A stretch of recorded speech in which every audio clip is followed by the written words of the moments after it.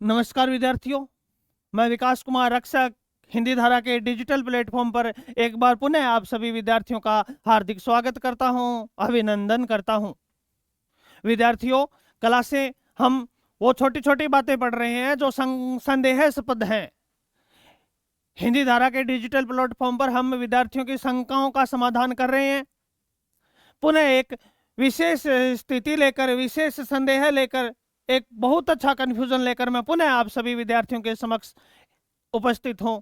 आज हम बात करेंगे विद्यार्थियों, क्रिया प्रकरण है, क्रिया टॉपिक है, और इस क्रिया टॉपिक के अंदर आमतौर पर बच्चे पूछते हैं कि सर मुख्य कर्म और गौण कर्म के बारे में बताइए, मुख्य कर्म और गौण कर्म के बारे में बताइए। तो सबसे पहले मैं आपको इस टॉपिक से जोड़ना चाहूंगा। सबसे पहले जोड़ना चाहूंगा कि क्रिया है, क्रिया है, क्रिया क्रिया ये दो प्रकार की हो सकती है भाई।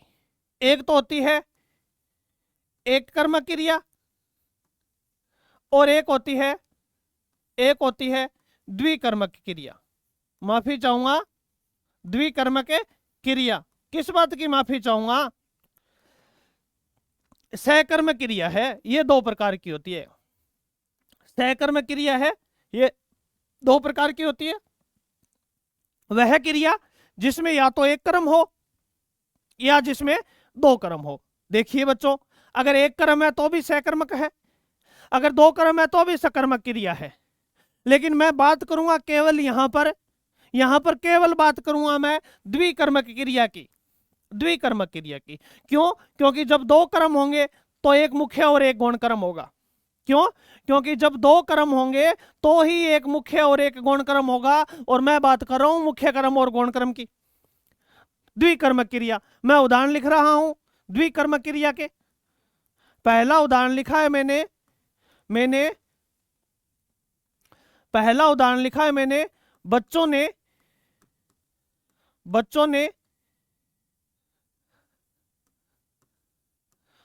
ने अध्यापकों को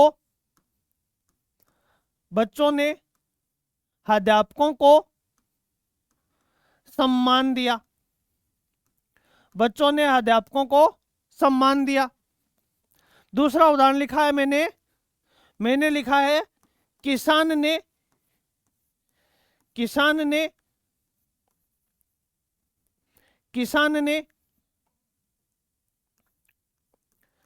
गाय को घास डाला। ये दूसरा उदाहरण लिखा है मैंने। तीसरा उदाहरण लिखा है मैंने, राजा ने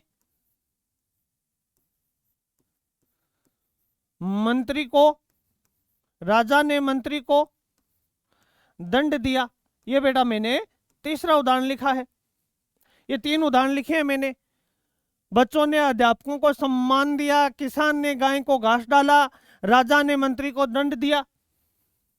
इन तीन उदाहरणों में आपने क्या पाया? आपने पहली बात तो यह पाया कि क्रिया सकर्मक है कि अकर्मक। आप कह दोगे कि सकर्मक क्रिया है, सकर्मक क्रिया है। क्यों? क्योंकि कर्म प्रयुक्त हो रहा है। फिर बेटा अगर एक कर्म प्रयुक्त होता तो एक कर्मक होती। इसमें दो कर्म प्रयुक्त हो रहे हैं। देखिए, मैंने ये कोष्टक में बंद किया है, डब्बे में बंद किया है। ये तो सारे के सारे क्या हैं? कर्ता है। और ये क्या है बेटा? ने। ये कर्ता कारकता क्या है? चिन्ह है, विभक्ति है, परसरक भी बोल सकते हैं। और ये देना, डालना और फिर देना, ये क्या है? ये आप कहोगे कि ये तो सर क्रिया है। अब बेटा बीच में दो शब्द आ रहे हैं, एक तो अध्यापक है, एक सम्मान है, एक घास है, एक गाय है, एक मंत्री है, एक दंड है। अब बेटा ये कर्म है, ये कर्म है। कौन सा मुख्य कर्म है, कौन सा गौण कर्म है? कौन सा मुख्य कर्म है और कौन सा गौण कर्म है? बात यही कर रहा हूं मैं, ध्यान रखना। मुख्य कर्म और गौण कर्म है। पहले इसकी पहचान सुनो, मुख्य कर्म और गौण कर्म की पहचान सुनो। ये तो क्या है?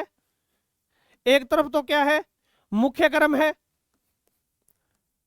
दूसरी तरफ क्या होता है, दूसरा होता है गौण कर्म।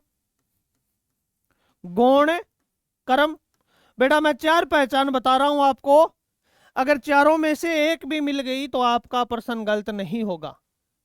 4 पहचान बता रहा हूं मैं। मुख्य कर्म, मुख्य कर्म सदा ही क्रिया के निकट रहता है, निकट रहता है। यहां से भी प्रश्न पूछा जाता है भाई, सही और गलत बताइए। मुख्य कर्म क्रिया के निकट रहता है तो गौण कर्म, गौण कर्म,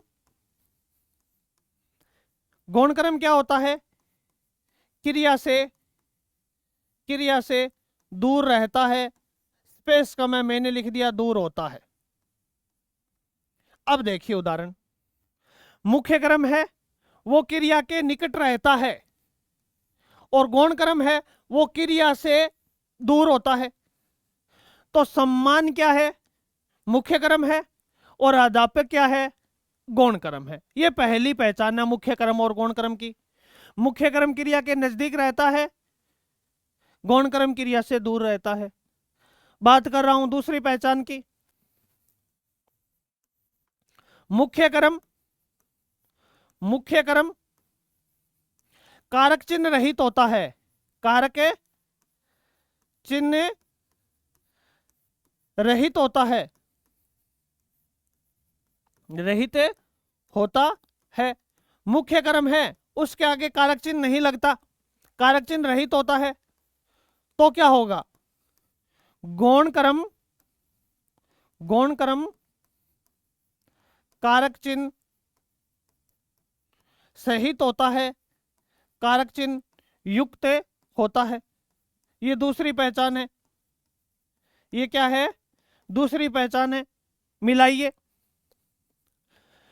मुख्य कर्म क्रिया के नजदीक रहता है, ये दूर है अध्यापक। मुख्य कर्म है वो कारक चिन्ह रहित होता है, कर्ता ने कर्म को करण से ये कारक चिन्ह नहीं लगते, विशेष करके को कारक चिन्ह नहीं लगता, क्योंकि कर्म का कारक चिन्ह को होता है, को नहीं लगता। अब बेटा सम्मान, घास और दंड है, ये तीनों क्या है, ये तीनों क्या है, सम्मान, ये है मुख्य कर्म। क्या है, मुख्य कर्म। यहां कारक चिन्ह नहीं लगा, और गौण कर्म है ये कारक चिन्ह युक्त होता है, ये रहा कारक चिन्ह कर्म का, को कारक चिन्ह। ये दूसरी पहचान है मुख्य कर्म और गौण कर्म की। सत्य है, सत्य कथन पूछा जाता है, यहां से तैयार रहना। तीसरी पहचान क्या है, तीसरी पहचान क्या है, मुख्य कर्म, मुख्य कर्म, मुख्य कर्म निर्जीव होता है।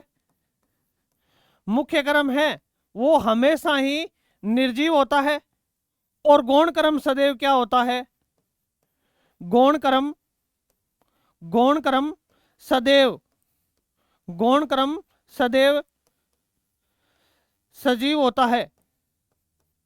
मुख्य कर्म हमेशा ही निर्जीव होता है, गौण कर्म हमेशा ही सजीव होता है। ये देखिए, सम्मान निर्जीव है, घास और दंड निर्जीव है, मंत्री, गाय और अध्यापक ये सजीव है। मुख्य कर्म हमेशा ही निर्जीव होता है, गौण कर्म हमेशा ही सजीव होता है। ये तीसरी पहचान है। चौथी पहचान क्या है, मुख्य कर्म निकालने के लिए जब भी हम मुख्य कर्म निकालते हैं तो क्या लगाकर प्रश्न करते हैं, और गौण कर्म निकालते हैं तो हम किसको लगाकर प्रश्न करते हैं, जो उत्तर आता है वो कर्म होता है। क्या लगाते हैं, किसको लगाते हैं। मुख्य कर्म में क्या लगाते हैं, गौण कर्म में किसको लगाकर प्रश्न करते हैं। जैसे बच्चों ने अध्यापक को क्या दिया, उत्तर क्या आया, सम्मान दिया। क्या लगाकर प्रश्न किया, जो उत्तर आया वो मुख्य कर्म है। किसान ने गाय को क्या डाला, आप कह दोगे कि घास डाला, उत्तर आ गया घास, गौण मुख्य कर्म है।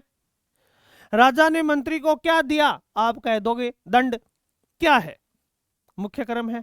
और गौण कर्म लगाते हैं तो किसको लगाकर प्रश्न करते हैं। जैसे बच्चों ने किसको सम्मान दिया, उत्तर क्या आया, अध्यापक को, गौण कर्म आ गया।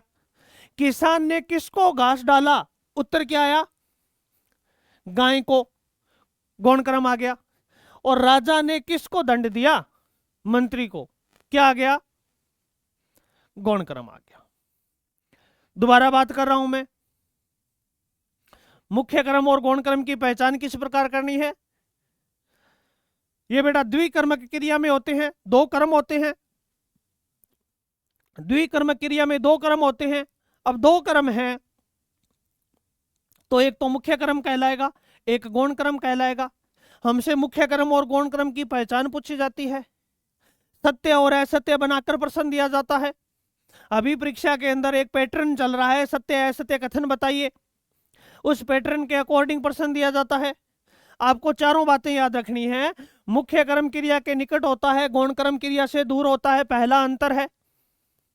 मुख्य कर्म क्रिया के पास होता है, गौण कर्म क्रिया से दूर होता है।